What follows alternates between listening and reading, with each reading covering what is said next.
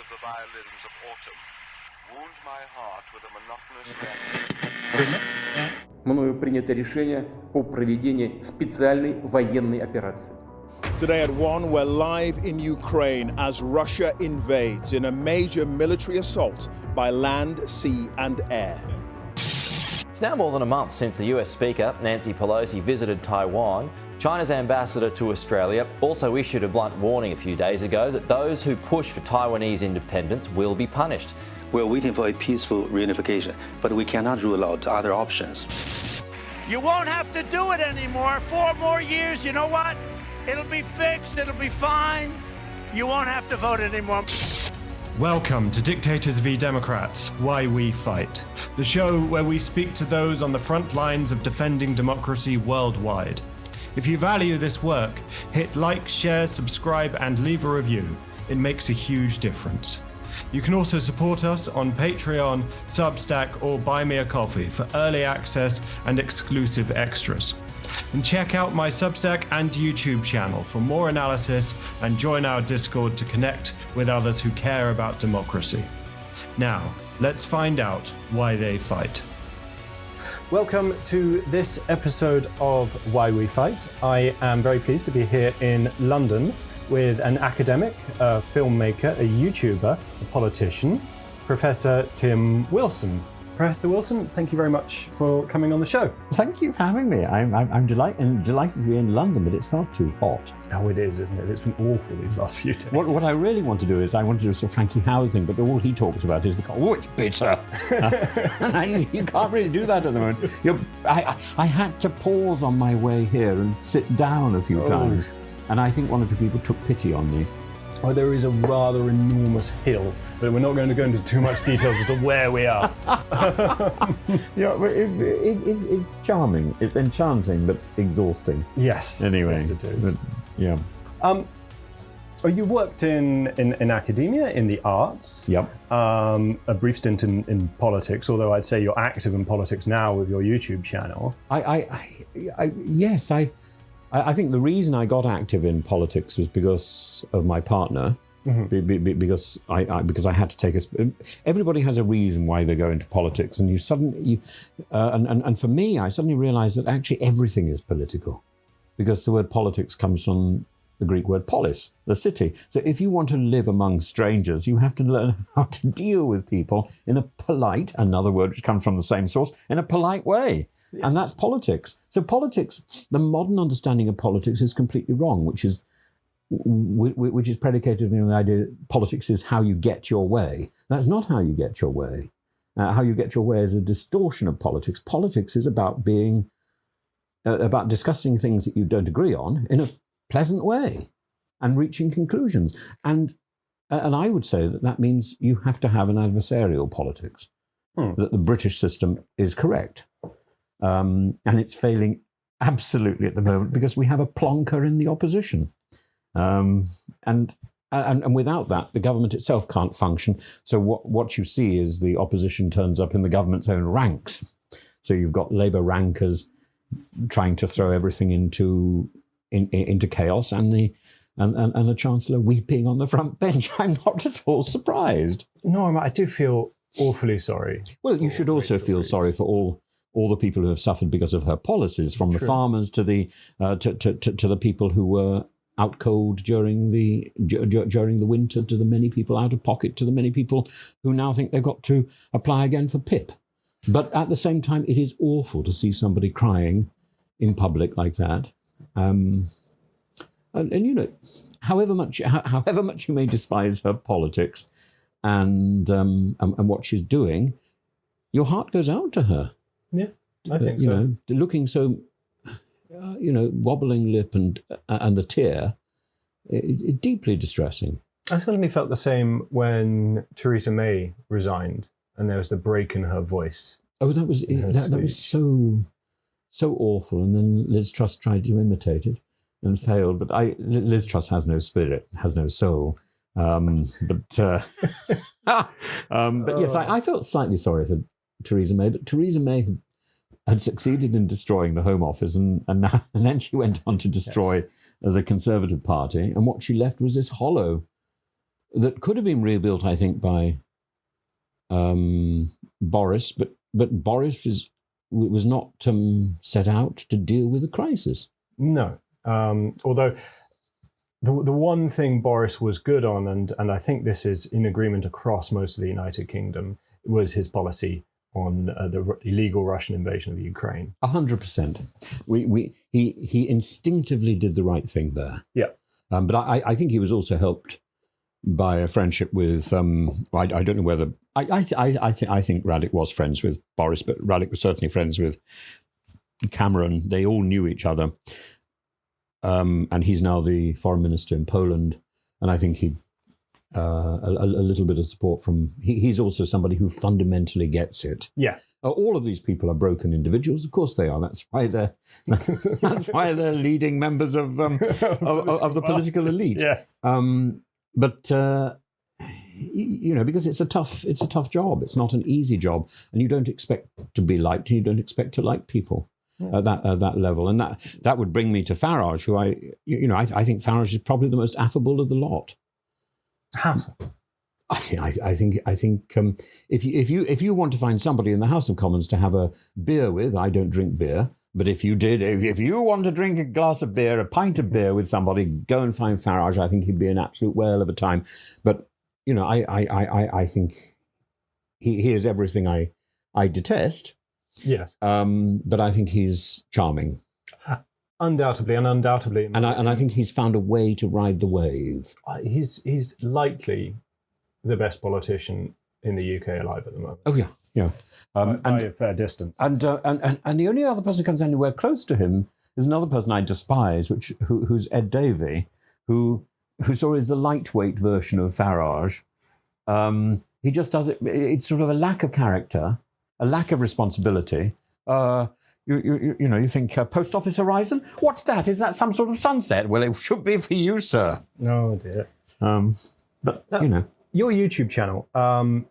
It's how I came across you, and that's how I watch it daily. Do you? I do, actually. Oh, my goodness. No. Well, at the moment, there's a rather poor amount of content going out, I think. No, I think it's wonderful. Is it? But what I don't look at it. Do you know that? I don't look at it. Oh. So sometimes I do something stupid with my microphone, and I put out six videos and there's no sound, and people would say, "Oh, I so much prefer this." And I think, what have I done? What have I done? And I go back and oh no, I've got to do 6 of these things again. Lord, oh. No, I've had that a couple of times with these microphones not connecting, and I go do a wonderful piece to camera. I think that's a fantastic take, and I look, oh no, there's no sound. Yeah. You just want to. You just think, I bury a hole. Why do you do it?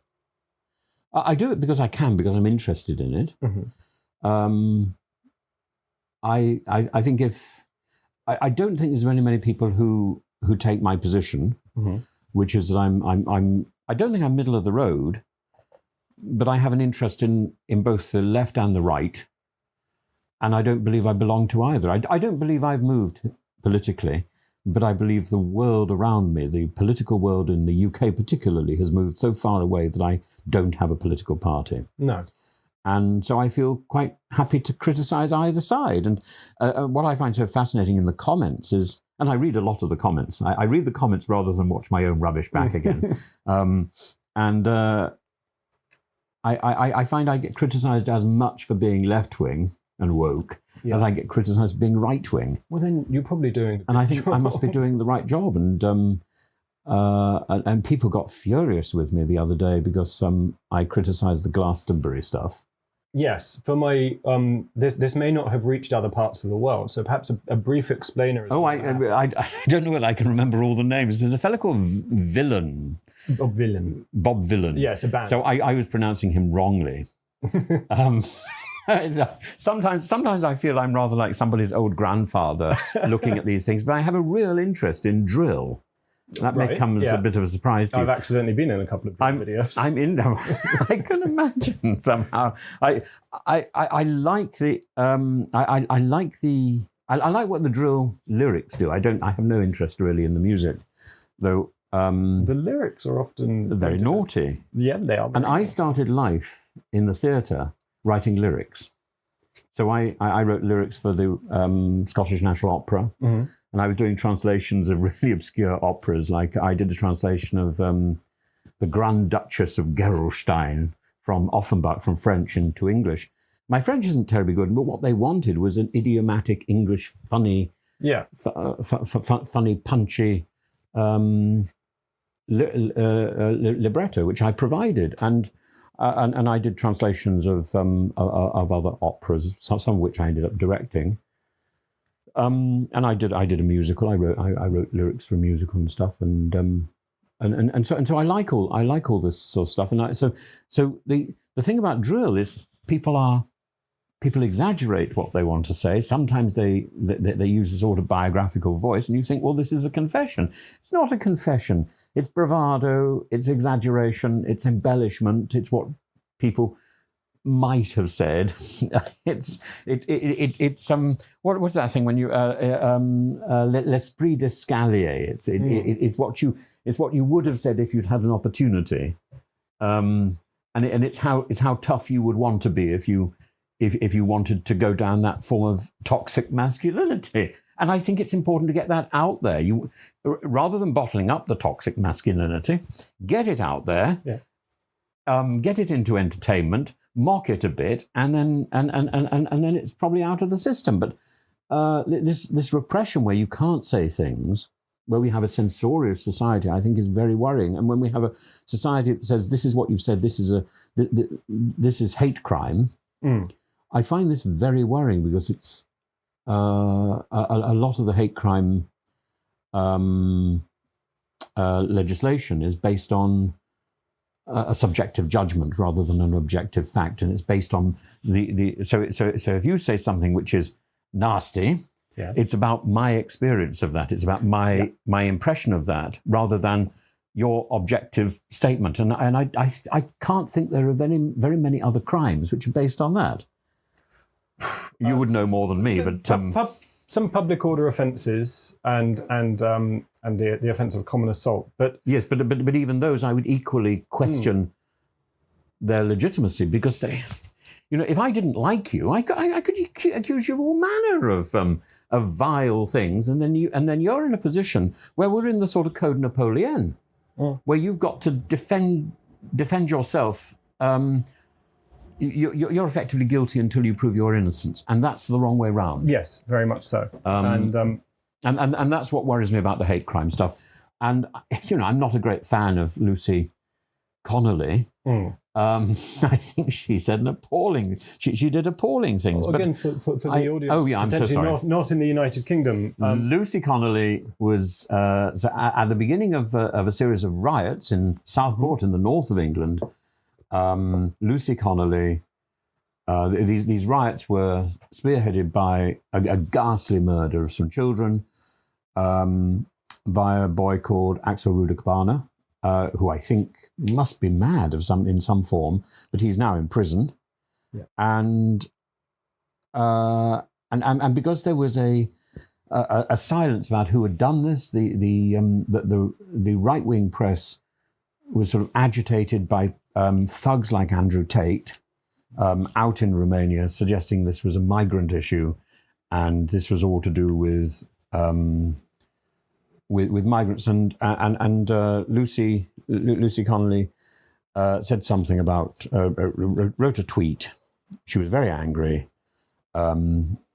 effectively encouraging arson in a arson with intent to endanger with intent to endanger life in a migrant hotel, where people are very vulnerable. And the assumption that all migrants are illegal, the assumption that there's so many assumptions there which are wrong, and which have been encouraged by a lot of malicious political whiplashing by people like Farage and Reform UK, and also the Conservative Party. And it's now the Labour Party is jumping on the same bandwagon. It's pernicious because I know a lot of these people, they are desperate, and we promised to help people. We promised to help Afghans So I'm doing a lot of gesturing at the moment. I can't believe I'm gesturing those because there's no visual. Why am I gesturing? I've become Italian, and isn't it lovely? But I'm still doing the gesture. We promised to help the Afghans who helped the British Army, and then we reneged on that promise. And how and they're known to the Taliban. Their lives, their families are in danger. We still have done nothing. So the only route that they can go is what we now describe as an illegal route. But that's against the 1951 Refugee Convention. The 1951 Refugee Convention says it doesn't matter how you get to a country. Once you get to the country, that country must process your application.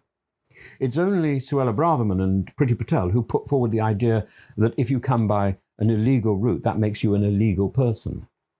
This is in defiance of international law. And anyway, Lucy Connolly was put out this terribly irresponsible tweet, and within a few minutes she'd taken it down. But in those few minutes it had been retweeted, because that's the way tweeting works. You have to be very careful what you put out onto the media. You do. And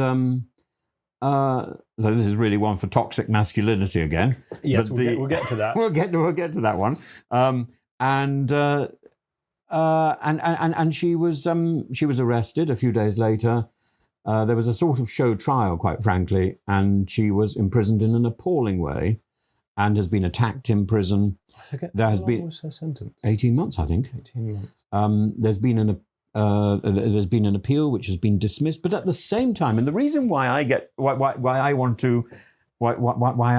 I want to appeal for her, because I think I made it quite clear I don't like her. Yes, you have. I have. I couldn't be any clearer, could I? No. And that's why I appeal for her, because I think when you place her case where she did something stupid, something she regretted, and she said she pleaded guilty from the moment she was arrested. Her a third off.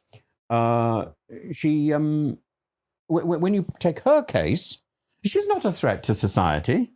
No. She's a stupid person who did something stupid. And there were politicians who were effectively egging her and her ilk on, and they get off scot-free. And then you look at someone like Mike Amesbury. So again, for people who don't know, this is a thug of a politician, a Labour politician, who was the MP for an area in Cheshire, which is near Manchester, and he had a drunken night.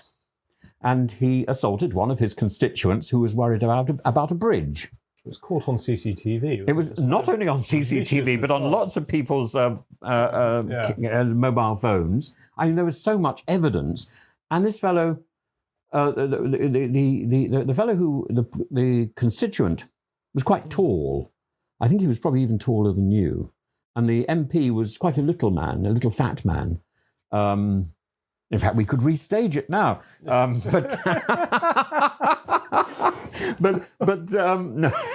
And so when this constituent turned to one side, the MP slugged him one with, I think it was a left hand, and not once, 6 times. Caught on camera, saying things. Well, I hope that'll teach you not to speak back to your MP again. And that's the polite version. Yes, and he did. He did 3 days in prison, and then on appeal, the judge says, I think you've learnt your lesson. Mm-hmm. So what I don't understand is how, when so much has been given to somebody, and they prove that they are not responsible enough to take that responsibility, how they can be given clemency, and Connolly cannot be given clemency. And I don't understand that at all. It's as if you know the right people, you get off. And this is a problem which cuts to the core of our polis.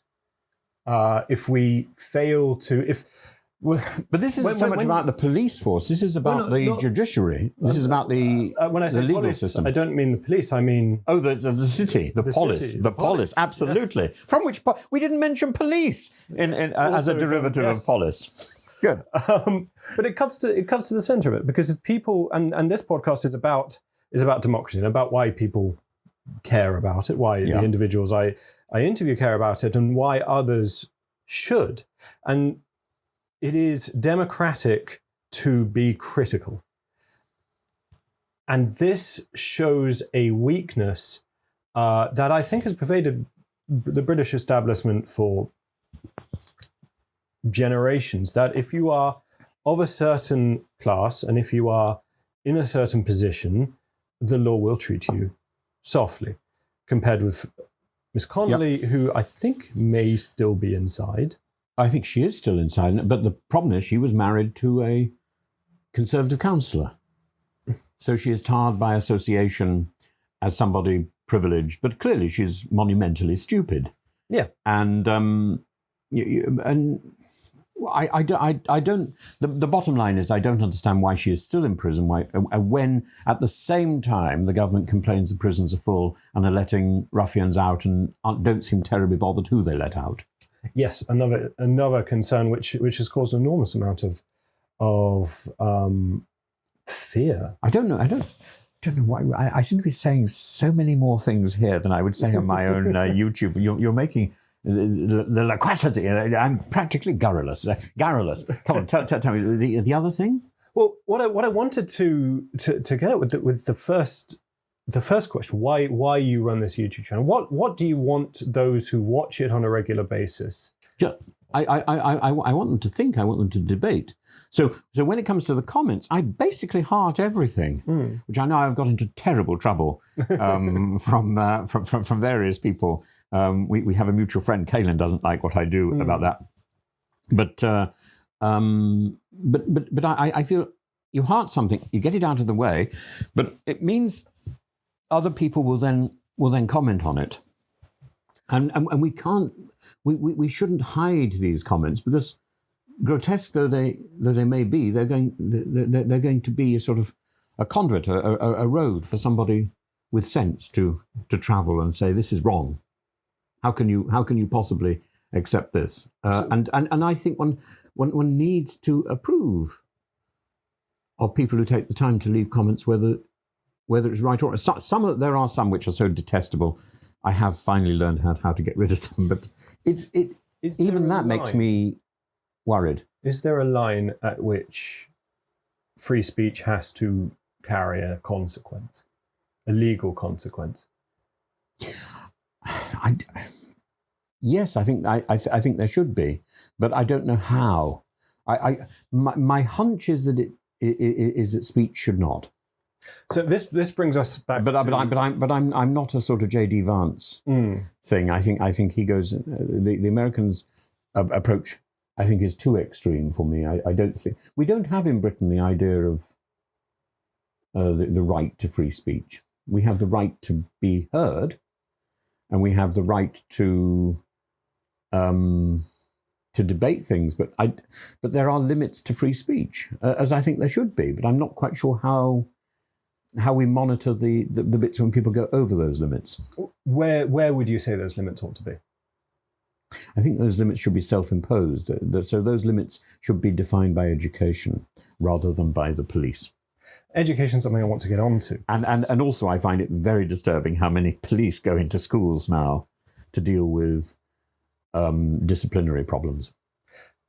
Yes. Yes, not a huge fan of that myself. I think the child queue matters.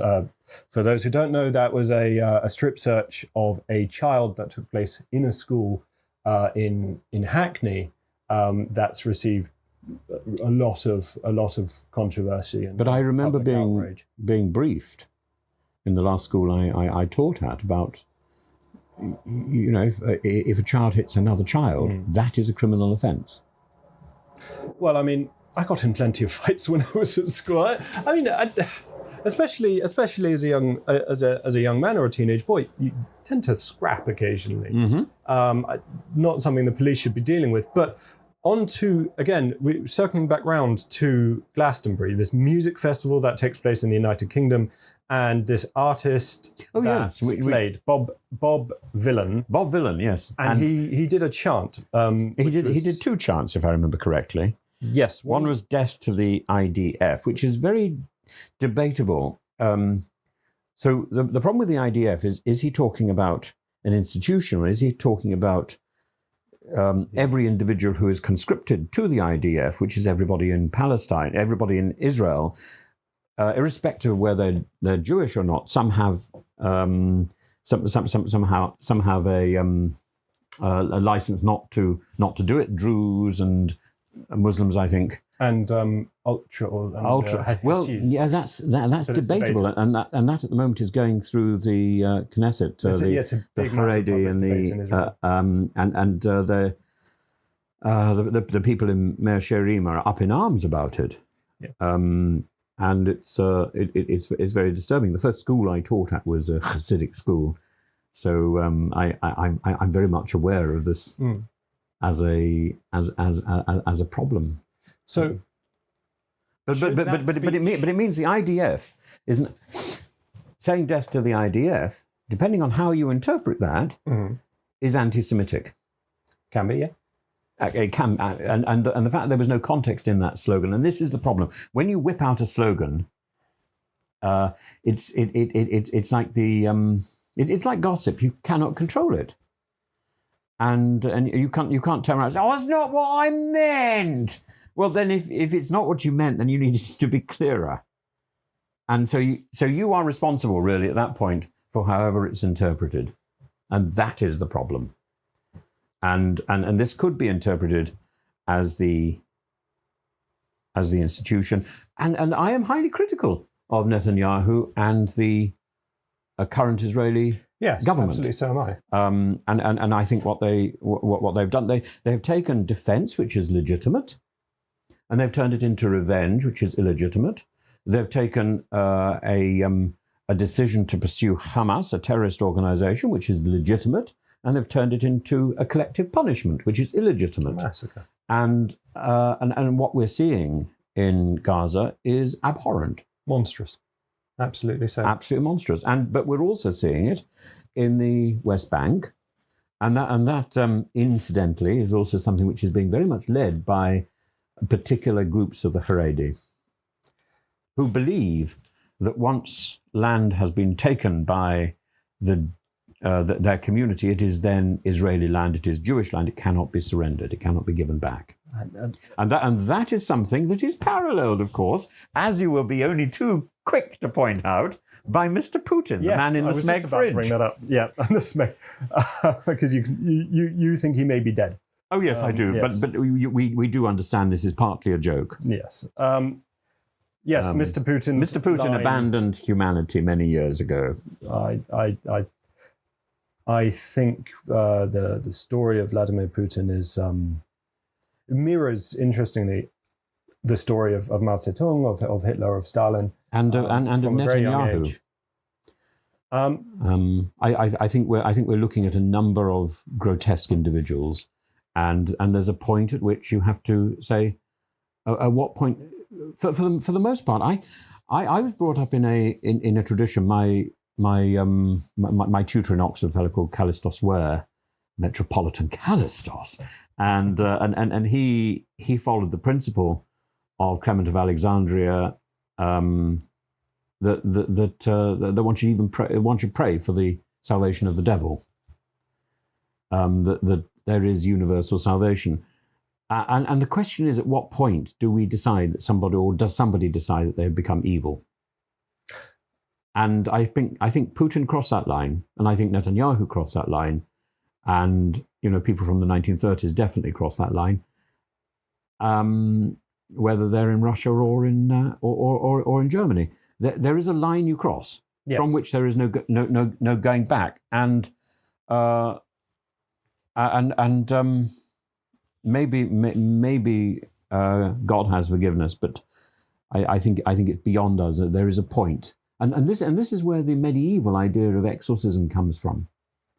That you start off by showing interest in the dark, then you get obsessed by the dark, and then you get possessed by the dark, and then you aren't in a position to sort yourself out. You have to be helped, exorcised. That's where it comes from, and I think Putin is in that position. He cannot help himself. Do you think that's... He is evil. He is evil. He has been overtaken by evil. He has given way to evil. And whether he's in a fridge dead or whether he's in a bunker alive doesn't make any difference. He is evil. He is repulsive. But more than that, in the case of Putin, unlike Netanyahu, Putin has become a concept. And he became a concept. I was aware of him becoming a concept in about 2016 or 2017. I met him. And nobody I have ever met has sent shivers down my spine like meeting Putin, only for a few seconds. The piercing blue eyes, much lower than you expect. He's terribly tiny, but he comes in with this sort of power handshake. And I had to change my underwear. I interviewed John Sweeney, the investigative journalist, recently, and he met Putin as well. In fact, he doorstepped Putin. Yeah. With an did he have the same experience? Yeah, he did not. Yeah. He didn't have to change into his underwear. I think he's rather used to people like him. But I only had about 3 minutes warning that I was going to meet him. Well, John set out to meet him. Yes, well, I think... But... yeah, Putin struck him. I asked to compare, Putin, Trump, these men that you meet. How do they strike you? And Putin was scary. Yeah, and it's not anything he says. It's his that nature. He emanates evil, and that was in 2016. He'd already invaded Crimea, but in a way, we sort of took that in our. Georgia, Chechnya. Georgia, absolutely. Well, I remember the Georgia campaign because all the Georgian restaurants closed in Moscow at the time. Yeah.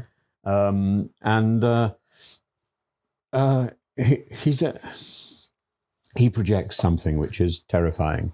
And what's so fascinating is Medvedev doesn't. And Medvedev is so desperate, sort of. He's like a little marionette. So, I hate. And he's like Tucker Carlson, really, hand high, and desperate to be heard, and so he says these horrible things about bombing everybody, but it's a different quality.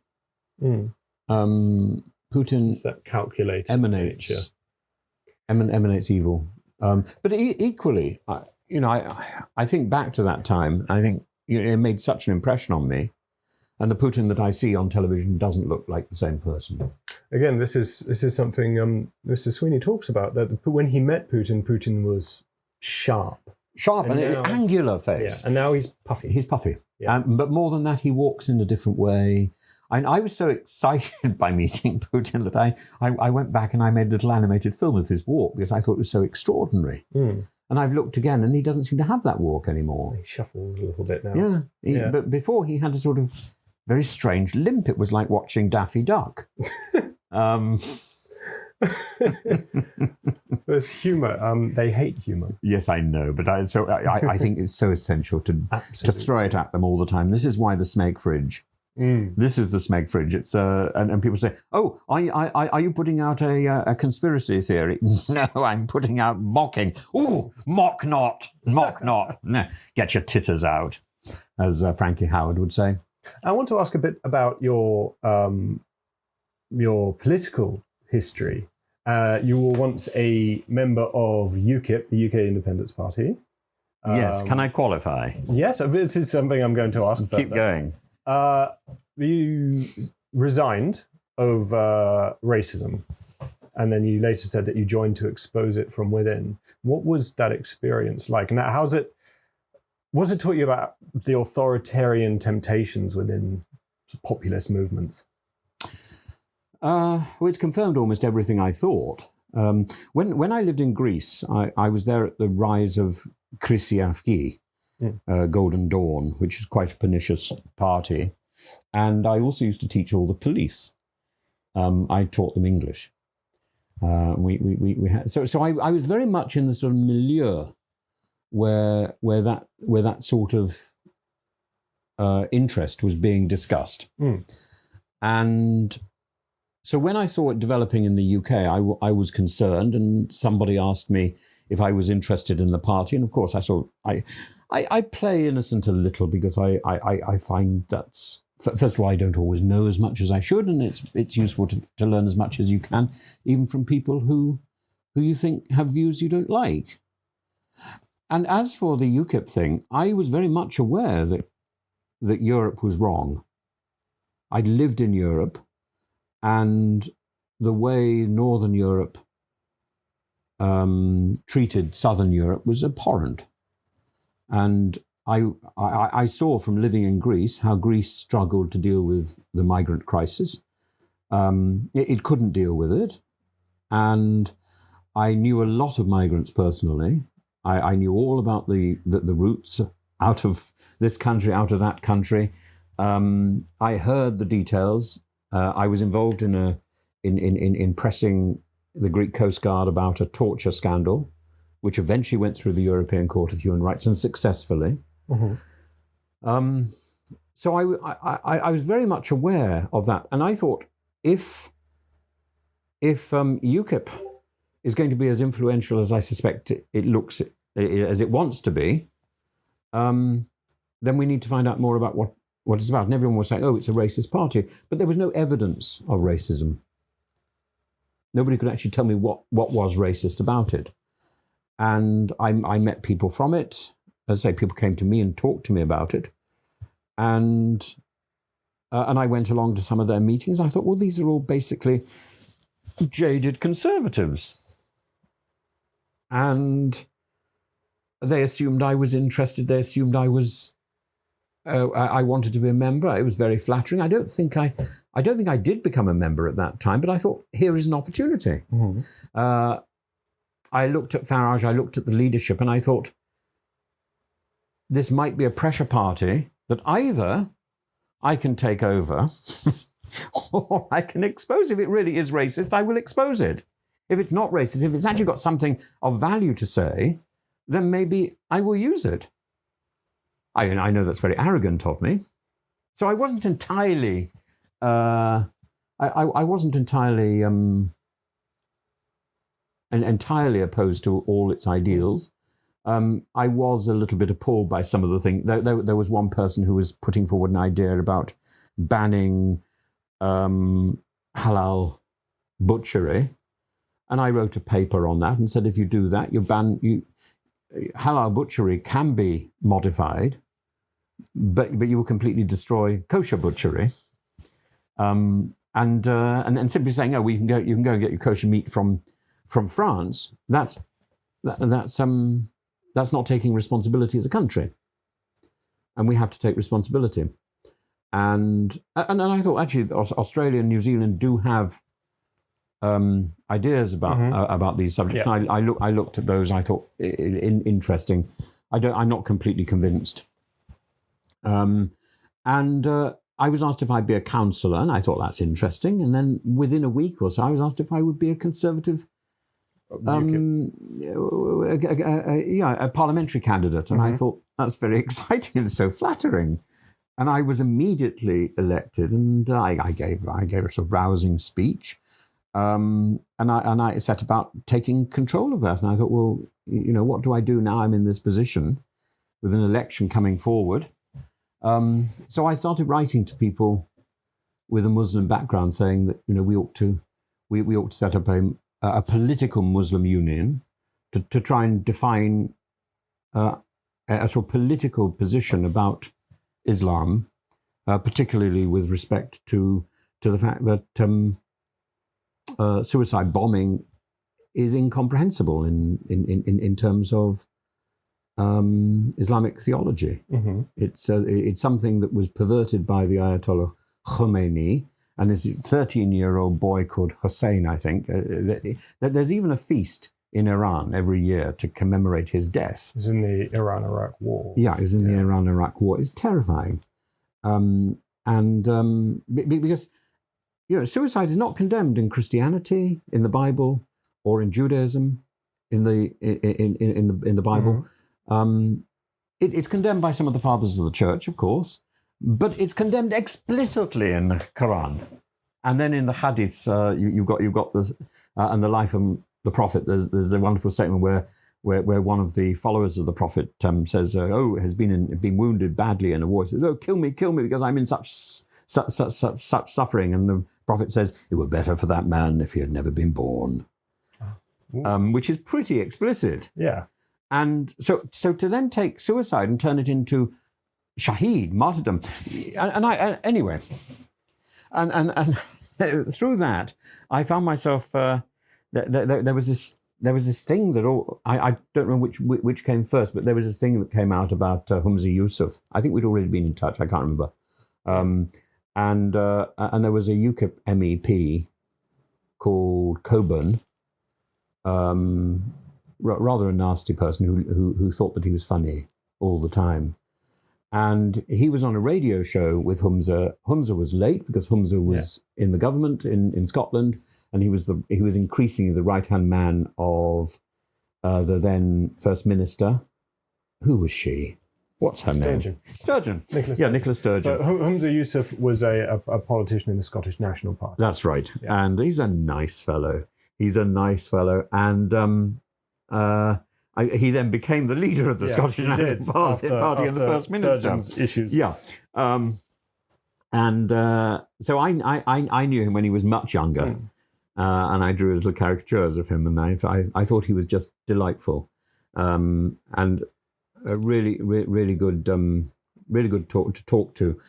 And what did the UKIP chap say? Well, he said, as Coburn said, so the interviewer said, do you know where your friend Humza Yusuf is? And Coburn said, Humza Yusuf, as I like to call him, Abu Hamza. Oh, Abu Hamza. Abu Hamza refers to an Islamic cleric used to be the imam at a mosque in Finsbury Park in London, and his hands have been replaced by hooks. Well, one of them, yes. Oh, is it only one? Or I think it's only both. the one. Oh, right. Which is one of the problems which happens when you try making bombs, isn't it? It can. Yes. I don't know whether he was. I don't know whether he was a bomb maker in this particular case. But anyway, but he was an extremist. He was certainly an agitator and imprisoned. Convicted. Yeah. And so what this man was doing was making a joke about an elected minister to the crown and confusing him with a convicted terrorist simply because of a sort of racist jibe about a name that doesn't seem familiar to him. Mm-hmm. That is racism. Yeah. And so Humza and I spoke, and he said, what are you going to do about it? And I said, well, I think I'm going to resign. And he said, let's go big. And I wasn't fully aware what that meant. And the following day, I was on the front page of the Daily Mail, and then dragged into the BBC. And you sit in the BBC, you sit in a cupboard. Yes. It's like Narnia. You go into this cupboard, they close the door, and you're left there thinking, oh, I'm going to be on in about 2 minutes. No, about 2 hours later, you're still sitting in the cupboard. Yeah. And you've had time to sweat it out. It's like being sort of interrogated by the police, I assume. And then suddenly you're on 5, 4, 3, and there you are. And so I had time to think about it, and I thought, well, what I've got to do is I've got to say something apparently innocuous, but also memorable. So I said that Farage was saying that So you went on to speak with the leader of UKIP. Yes, but not in the same room. But so Farage was saying, well, it's just a joke. Can't you take a joke? I said, well, it's not funny. And I thought, what can I say? And I'd had 2 hours to prepare this. So I said, well, you can't toss this off over a pint of beer. And that was the line that got quoted. And I thought, was that clever? I don't know, but it's sort of, it's a stuff of panto, really, isn't it? But at the same time, I think it makes the point. When I was going through into those sort of elite group of people who were going to fight in the national election, I went to various meetings, and I met the top UKIP people. Yeah. Most of them didn't have a lot of hair, and a lot of them seemed to me to have National Front and BNP backgrounds, which proved to be the case. So the person who was managing Farage when he stood for Thanet had a National Front background. The National Front in the UK was an extremist, ultra far right party for some time. The same with the British National Party. Yeah, and this is the problem. So the people who are seen, the people who are standing for UKIP or for Reform UK, have to confirm they don't have that background, but the people who are managing them do. Are there authoritarian tendencies in these? Well, yes, I was told. I said, I want to talk about UKIP. You can't talk about you. I want to talk about Islam. You can't talk about Islam. I said, I want to say something positive about Islam. You can't. So when I resigned, they said that I wasn't sufficiently interested in the local area. So I promptly stood as a local councillor independently, but to prove them wrong. And I am passionate about the local area, and I'm passionate about localism in general. What you do locally defines what you do nationally. The two things are linked together. And I'm not a UKIPper. You later voted Remain. I did. Of course, I voted Remain. I've always been a Remainer. I didn't think UKIP would go as far as to engineer a call to leave Europe, and that was my misjudgment. And I'm astonished at how fast that happened. But Farage has defined our politics. He may only just have got into the House of Commons, but he has defined the Commons for the last decade, and probably for the next decade. Farage is the most influential politician in Britain. By a long way, absolutely. Yeah. What do you think Brexit revealed about the state of our democracy? That opposition and that frustration is more important than belief. Yeah. So what you don't like... Let me just pause there. Sorry. And as we said, you voted Remain. Mm-hmm. But what there was no question about that at all, by the way. But what did Brexit reveal in your eyes about the state of our democracy and populism? That our political parties, our politics are not satisfying the people. They're not answering what the people need. And the people are more interested in protesting against those political parties and that control than they are in promoting or supporting something. So I don't think the Brexit vote was a vote for Brexit or a vote for UKIP or a vote for Farage. I think the Brexit vote was a vote against. And I think I think the present Labour government came in on the same principles. Whereas I think things like the Thatcher landslide was for Thatcher. And then the Blair landslide. And the Blair landslide was for Blair. It wasn't there may have been some element of protest, but this is all about protest. People seem to be losing faith with democracy. Well, part of that is this stuff. Part of that is the stuff that you and I produce. That we've made politics familiar and earthy, and we've convinced people that politics are bad, that politicians are bad people. They're not. But what we see is the theatre of politics, and that is bad, and we can see that it's fake. Yeah. So when we look at PMQs, Prime Minister's Questions, on a Wednesday, every Wednesday, what we see is two people reading their lines really badly. No, they are. There isn't a... So yesterday or the day before, when Starmer was being asked questions, and Kemi Badenoch, I think, left her script and said, well, are you going to keep this Chancellor? And Starmer couldn't answer with a clear yes. He tried to attack her. They'd both gone off script. And suddenly Rachel Reeves starts crying. I'm not surprised. And I think that moment was not about did Starmer not support his Chancellor. It was about they went off script. So this theatre is undermining us. Yeah. And so when it's not so much Farage as Richard Tice wanted to ask a question a while ago and he was told by the speaker not to ask it. That's not the speaker's job. I think he did ask it in some, or he asked a variant on it. But you think that isn't the purpose of Prime Minister's question. So if everything is scripted and approved, and I've since spoken to people, I've spoken to one of the wonderful things about YouTube is you get a lot of contact with people who have issues and concerns, and very specific issues, and a number of whistleblowers have been in touch with me, and one of them was the person who used to write some of the scripts on a particular subject for PMQs. Ah, and I thought that was very interesting. I can't tell you anything more. Fair enough.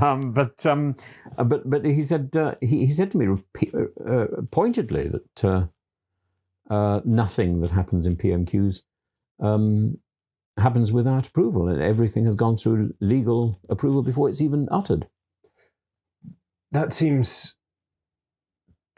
find that very troubling.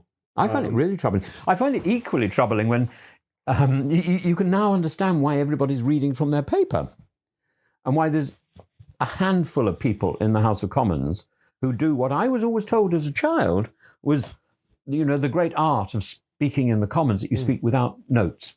Yeah. Only Stephen Flynn, who was the first to stand up and say, I hope she's all right about Rachel Reeves, a man of gallantry. And Kemi Badenoch in response started sneering about that. Yeah, that's not... It's just ungallant, it's uncivilized, and she should go. Ich habe genug gehabt. Right, sorry. And we've touched at some length on the issues that we're having in our democracies at the moment. But you've been in authoritarian countries. I have. Taught in Russia. I've been in Greece. I've been in Albania, Turkey. What do we in the West, in established democracies, fail to understand about these countries? I think it's just an extension of what we fail to understand about ourselves. And I think it's becoming clearer and clearer that what people say is not necessarily what they mean. That what you hear is generally the end of quite a long cycle of information. So you hear this thing is being said. That decision was taken days ago, and if you think that is pertinent to you personally, or that's a decision this man is making or this woman is making to you personally, you've got it wrong. I've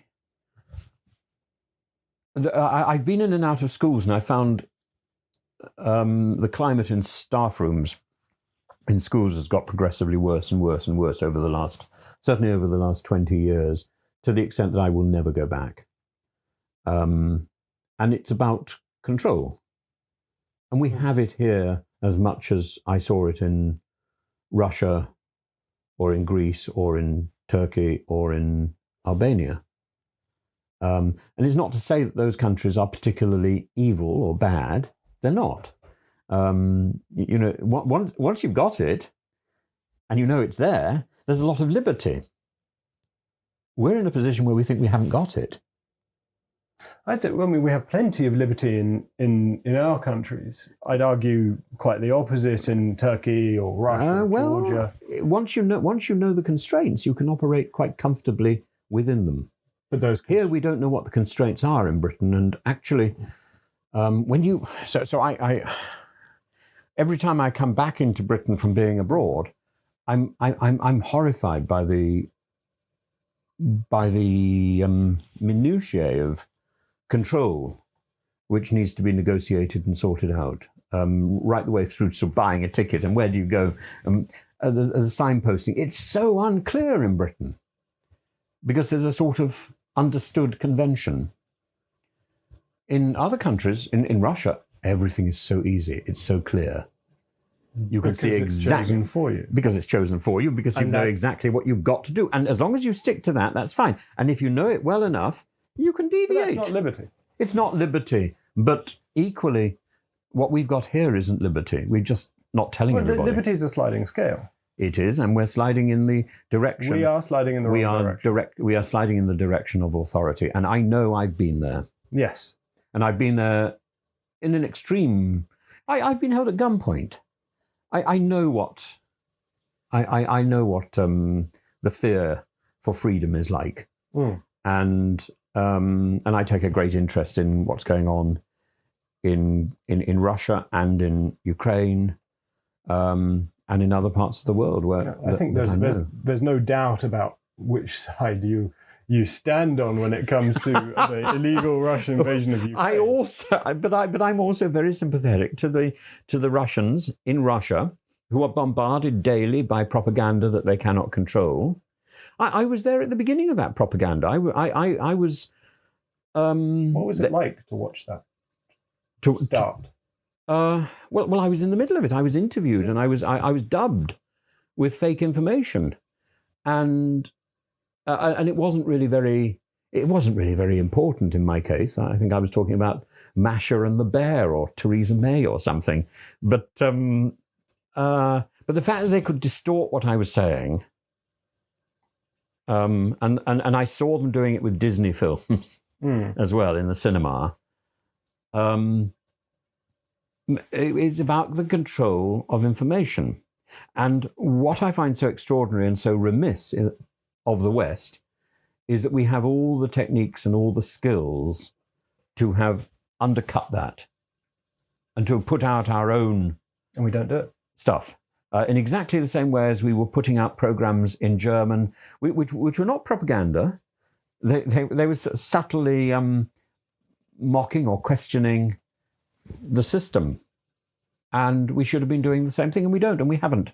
Should we be doing it now? Oh yeah, because the real target, we are arrogant enough to think that Putin's propaganda is about us. It's not. It's about the wealth of the nation from Moscow through to Vladivostok that get 24 hours of this filth every single day. But there is Putin's propaganda which does come out, which targets us. It's not on their television. But the point is that propaganda is very minor, and can be thought. A lot of it comes onto my channel. One reason I heart all that stuff is because I'd much rather them spend their time talking to me and wasting their time on me than going elsewhere to somebody who perhaps would really be sucked in by the rubbish. But that.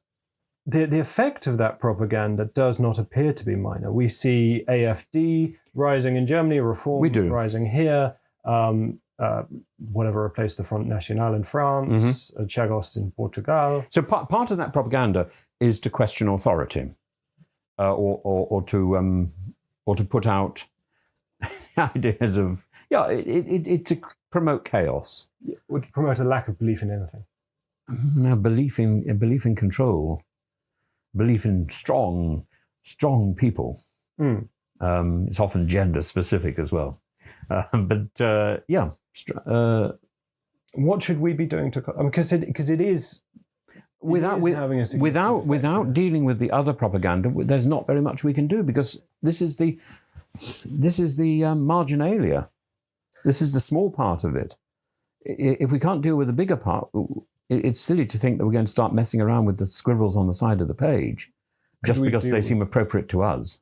Could we deal with the vector by which it's delivered? Social media, no. X, Facebook? No.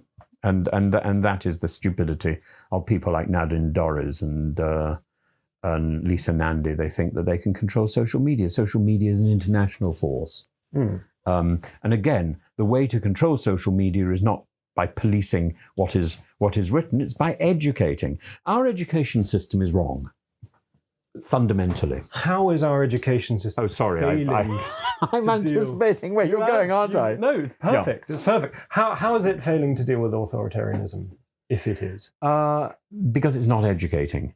Because it's taking a 19th century authoritarian command-based structure and thinking that's appropriate to us today to try and teach us not to be waylaid by commanding institutions.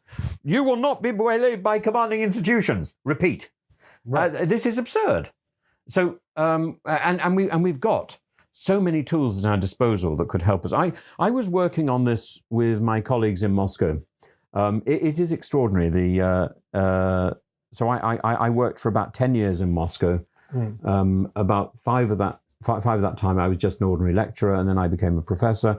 And now I notice some of the people in the comment section are suggesting that I'm a professor of animation. I did do a course in animation at one point, but I wasn't. I was a professor in education, and some the latest trolling is that I'm an honorary professor, and I just think this attempt to try and rewrite history, that is part of the propaganda. Yeah. And I tend not to respond to it. I don't know why I've responded to you now. It's a smile. It's a smile. You're encouraging me. But so what I was working on, for about 10 years was: is there a way to harness all this AI stuff and all this developing technology to change the educational process? So what we've got from the 19th century is a sort of factory model, like a Model Ford T factory, where we shove a child in at one end and they come out at the other end with a degree. We don't need those diplomas. We don't need that bit of paper. What we need is for a student to come out the other end with a sort of elasticity, with an ability to adapt, and with an ability to do whatever is needed, because people are no longer going to be in one career for the rest of their life. And that was the assumption of the Model 4T thing, that you are being developed as a wheel, as a cog, and that's what you're going to be, and you're going to be grateful that we gave you those skills. Now our skills have to be much more fluid. And at the same time, the schools have got so chaotic and they're so terrified of doing anything that teachers spend almost 70% of their time doing bureaucracy. Right. And that means increasingly they don't have any time to do their real work. They got into the profession because they wanted to inspire, and they wanted to moderate and to help young people. Well, those two things they should still be able to do. But instead, those two things go out of the window. So you go into a schoolroom now, and you often find the teacher will say, mark your own work, swap your scripts, mark your own work. And there's no moderating going on. Everyone's marking their own stuff. Yeah. It doesn't matter whether you bump up a mark. And then inspiration, they lost that years ago because they're so tired. And as for the informing, they're getting that off Wikipedia or off one of these awful printouts, or they're handing out printouts instead of doing a lesson. And so the effort to teach is about your lesson plan, which that's not a lesson, that's a lesson plan. That's a bit of paper, it's another bit of paper. And you're marked and you're assessed as a teacher on the quality of your lesson plan. You should be marked and you should be assessed as a teacher on the quality of your education, of the education that you are giving. And I think if we were to get AI systems into schools and computers and tablets into schools, so the information can come on those, so the teacher is then freed up again to inspire and to moderate, we could have lessons where 20 students could be doing 3 or 4 different subjects. Are there not risks when, and how do you ensure that it's moderated? How do you ensure that those children are using those devices? Because the teachers can see everything. Right. I say that as a teacher myself. You see everything in a class. You choose not to sometimes, but that's because you're so exhausted. But if we should have a range of lessons. We don't need. Not everybody needs to be funneled through the same subject. We use a subject as a doorway into this. If you imagine a great palace, which is education, there are many doors into that palace. We've just assumed there are sort of 10 doors which are useful, and some of those are called STEM subjects. Right. But there are many others. Every door should be an opportunity to teach students how to analyze, how to assess, how to present material, and how to identify what is true and what is false. And so whether you are studying Latin or you're studying needlework, the same principles should be present. Those principles are lacking, and that's something that's undermining our democracy. Yeah. Democracy, it's a bit of a truism, but democracy requires an educated populace to work. Yes. And it's and we are in the system's failing, then the foundation is crumbling. But we are oddly in a position where we have a more educated population than we have ever had before because of this, because of the internet. Is that intake of information without that intake to pass it? Yeah, exactly. And this is where teachers' moderation comes in. And this is where the teacher's inspiration comes in. So I see no reason why we couldn't why we couldn't buy in a lesson from Emily's best Latin, and that becomes the basis of the Latin information. And some children would be doing Latin, some other children would be doing Greek or Arabic or French in the same class, and the teacher would be able to help, and whether she knew or she didn't know these languages. If she knew them, of course, it would make it even better. Yes, it would. But if she didn't know, how would they help? Oh, because there's formats in how you learn, how you engage with the language. We have confused the acquisition of information with education. How would you define it then? Well, education literally in the Latin word is to lead out. It's to lead out your instinct to analyze and to enjoy. And the information is just the stuff you need in order to test whether you've got that instinct right. So it doesn't matter what your subject matter is. It could be anything, as I said, needlework or Latin or French, or the ability to stand on your head. In France, I knew somebody who was doing a university degree in clowning. I think we ought to bring that into maybe Boris knew a new opportunity. Boris could lead an entire semester in clowning. And what role does, again, your academic background, you taught education, and I still do it. Yes. So I don't believe you can teach something you don't do. So I actively continue educating. I have actively educated at every single level. So at the moment, I teach children as young as 5, right the way up to university. How can we ensure that children are resistant to propaganda and manipulation? They can't be. Online. They can't be. They just need to know the alternative. This is the point. And this is the Andrew Tate problem. The Andrew Tate problem is it's not enough to sort of do the Nadine Dorries. No. You have to put something in its place. You have to hold up this is an icon of something we want. Children were always going to go after something they want. You can't say, oh, look at this wonderful sweet shop full of things. You can't have any of those. We can't keep telling children what they mustn't have. We need to show them what they must have. And so, for example, we have no icon to place in front of toxic masculinity. We just say, don't do toxic masculinity. Andrew Tate is bad. This is nonsensical. If we haven't got anything better to offer than Andrew Tate is bad, we're in a position like the Catholic Church saying abstention, rhythm method. It's faintly laughable. We need to have something in place, and we haven't. And that's the failure of our education system. It's not the failure of just of Britain's education system. It goes across the swathe. The American system.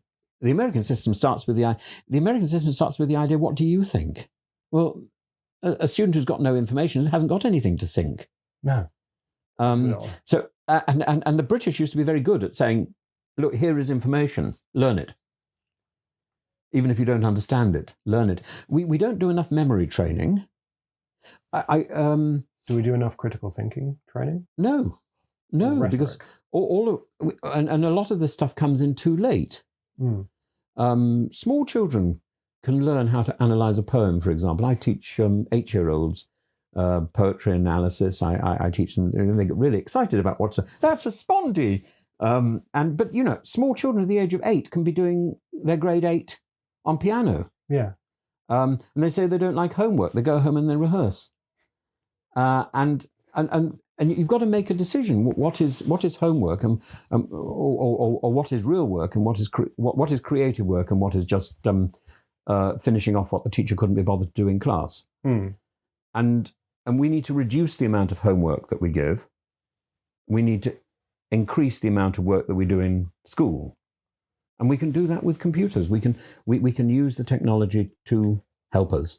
It's nice to hear and one other thing I would say is that when we had COVID and people were using technology to teach, yes, we got it all wrong. And teachers were sitting there with a camera on their laptop and just teaching their normal lesson and wondering why it was going wrong, wondering why the teacher was like, "Oh, can't hear you," and yes, and we're switching off, wondering why this was happening. This is happening because when you are teaching on Zoom, you do twice as much material. I know because I do Zoom as well as teaching face-to-face. Face-to-face, you prepare roughly, I think you prepare for 20 to 30 minutes for an hour's lesson. On Zoom, you can be preparing for an hour and a half for an hour's lesson. Right. You've got far more material to get through. And your students are highly critical if they're engaging. And keeping them engaged is an entirely different art because they are in control of the mute switch. And what role can this play in resisting the encroaching authoritarianism that we're seeing? Because we have to teach children to take control, to take responsibility for themselves. And that's something that schooling used to do. Now we say go and tell a teacher. Well, we should of course tell a teacher, but the teacher should already know. We have so much, we have so much surveillance. And that's good. And that's very good. But we need to make use of that. And children need to learn they need to learn the art of pushing things aside. They need to learn what is good, what is bad, partly through their own experience. And we need to be teaching this from a very young age. This is why, this is why the little girl who wants banana biscuits and stamps her foot and tries kicking because she's not getting the banana biscuits. She's 2 years old or something? Mm-hmm. You don't give those banana biscuits. She's had to. Yes. You can have some grapes. And eventually, and you persist with that. It's hard work as a parent. Or a teacher. Or as a teacher. But the moment you give in to the banana biscuits, that's the entire lesson gone. The banana biscuits aren't important. It's the lesson of being able to teach a child that there are places for banana biscuits and that there's a time for banana biscuits, and it's like Ecclesiastes, isn't it? So our methods of education are outdated. But they're not caught up. Yeah, but a lot of the methods from the past actually do still work. But I don't. You have to train children. You have to train adults. You don't need to use fear to do it. No. But you do need to use patience. And if we have patience, and if we can use modern technology, we're away. The other thing about modern technology is that when you and I, when we look at the computer or something, we're taking in about 800 bits of data a minute. Yeah. But when we speak, we can't really speak much beyond 200 words a minute. But there's further data that we're taking in when we speak. Yes, absolutely. But the problem is when we're a teacher in a classroom, we are slowing down this passage of information. And if we're the BBC, we're repeating it 3 times. Yeah. And it's so boring for children who've been brought up on computer games. And they're already neurodivergent. And they're already fast. And we're trying to get them to be really slow because we want to control you. And so what we've got to do is we've got to speed up our teaching, because and the children will then they will play the slow down games. Why? The same question again and again. You've just got to be patient. So patience, use of technology, critical thinking, and remembering the 2 things that a teacher went into the business for. That's to inspire their students and to moderate their students. Those are the 2 things which are important. Those are the 2 things which are easily forgotten. We need to revive those. And that way we'll get more teachers who have self-respect coming back into the system. And why because I feel like, and I think it's something oft repeated, but young people, especially young men, but I don't want to focus too much on them, I think appear, not in this question, but yes, appear to be losing faith with democracy. Yep. There's a book that was written by a German fellow that explained why he would never fight for his country. Why should people care about democracy? Because it's about trying to get to the truth. Democracy is Platonic or Socratic dialect, or it's a Socratic method. It's dialectic in real life. It's about debating your way to a solution. What images does it conjure in your mind? Democracy or freedom. Unfortunately, democracy is increasingly becoming the bad word that it was under Plato, which is the rule of the mob. And we've never had a more educated electorate than we've got at the moment, I think. We have many ways to manipulate. Educated on paper, yes, but I think we're lacking. No, not educated on paper. Educated in real life. You meet people in the street; they're always talking about something interesting. When you're talking, even if you're discussing hip hop, which we could do, you're still educated. You're still educated,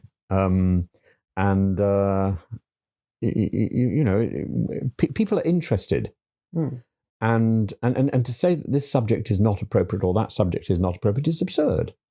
All subjects are appropriate. All subjects are of interest.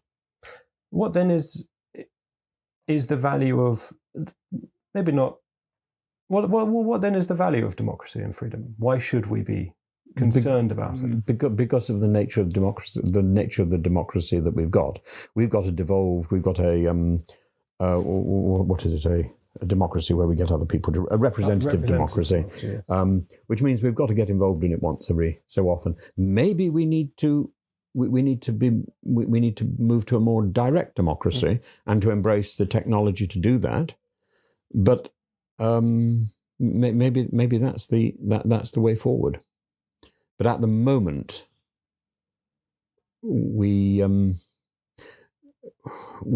our politicians are of a particular class. They're a political class, and they're all the same.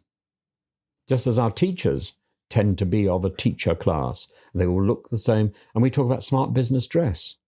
I remember being in a school once, and the head teacher gave us a talk years ago, and they said, so all the men should wear smart business dress.